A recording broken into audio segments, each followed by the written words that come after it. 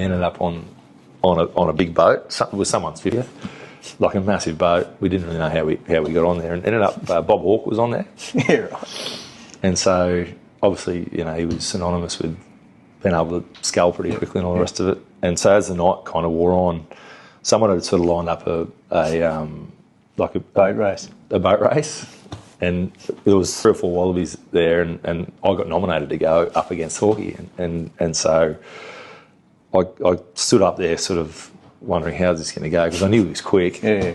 And so I was a bit anxious. Famously quick. And anyway, the whole crowd sort of started cheering, and we get set up and ready to go, and I've just sort of launched into it and gone as fast as I could, and I finished, and the whole they started booing, and Hawkey at the time must have been close to 80, and as I sort of put it down, I looked across, and he was sort of still just like slowly just chugging away, like he lost a lot of his speed.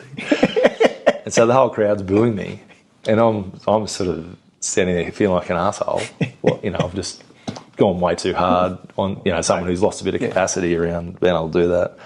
Anyway, he finally finishes, and he holds up his glass, and he leaned across and he goes, "Nah, he spilled some," and he was like, "Winner."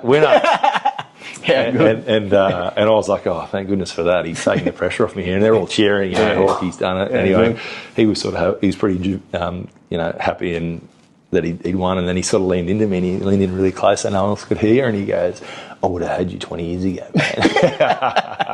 Did you say you would have had me 10? Yeah.